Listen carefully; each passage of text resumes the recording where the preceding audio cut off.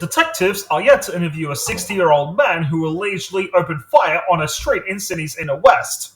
A man in his 50s was left injured and has undergone emergency surgery for gunshot wounds to his neck and chest. The alleged gunman had no known mental health history, according to police. Let's talk about what's happening right after this.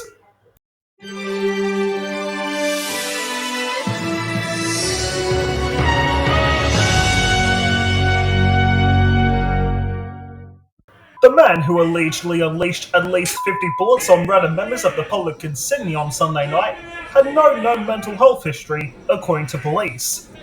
Tactical officers exchanged gunfire with the 60-year-old man in Croydon Park, located in Sydney's inner west, in what they described as a highly dangerous operation. Croydon Park was plunged into lockdown just after 7:45 p.m. on Sunday, following reports of an active shooter. Locals ducked for cover as the alleged gunman fired shots from a window of a unit above a business on Georges River Road, with bullets striking vehicles and a nearby bus shelter. Acting Superintendent Stephen Parry said between 50 to 100 shots were fired indiscriminately at passers-by over a 2-hour period. One man, aged in his 50s, was shot in the neck and chest. He was taken to hospital in a critical condition and underwent emergency surgery.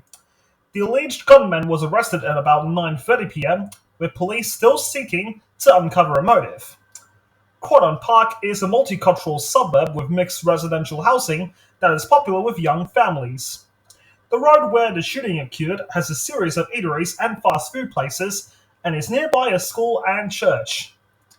At a press conference on Monday afternoon, Acting Superintendent Parry said officers were yet to interview the man, but he was speaking freely with police. On Sunday, the man was initially taken to hospital after sustaining injuries during the arrest and is now at Burwood Police Station. The 60-year-old had no connections to organised crime or terrorism, police said. It is incredible no one has died or received serious injuries because of this, Acting Superintendent Parry said. In my 35 years in the police, there's been very few incidents of this nature where someone is firing randomly, targeting people in the street or driving past in vehicles. Acting Superintendent Parry said the man in custody had no mental health history known to police and very few prior interactions with authorities. The man also has adult children and his family were informed of his arrest, police said.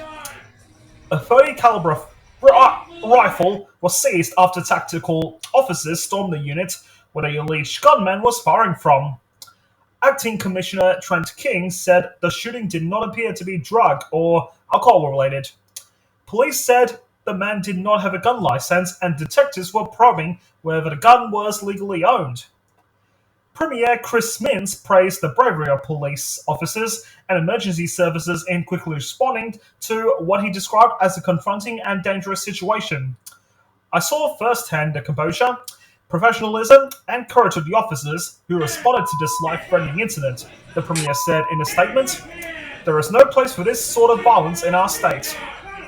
The man in his 50s who was shot in the neck and chest was a backseat passenger driving through Croydon Park with his family when he was struck by a bullet. He underwent surgery at Royal Prince Alfred Hospital on Monday morning.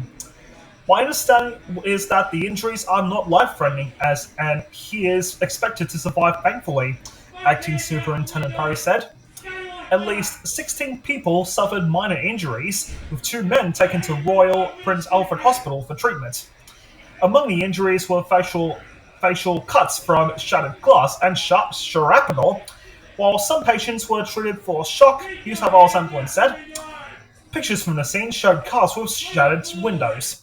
A succession of bangs rang out just after 9 p.m, and witnesses said they believed they were flash grenades. A taxi driver, who was also an eyewitness, said he thought someone had left off firecrackers. As I was driving by, I just heard a bang, bang, bang on the left shoulder of the taxi, he said. I looked and I saw a couple of holes through the window on the passenger side. I didn't realize there was a hole on the roof as well. I smelled the gunpowder, but I assumed because it was grand final night, it was somebody throwing firecrackers or something. I'm just in shock. It feels like it's a movie. Another resident was working from his office when he heard glass shattering. Some guy's windshield blew up and then the bus stop glass had shattered, he said.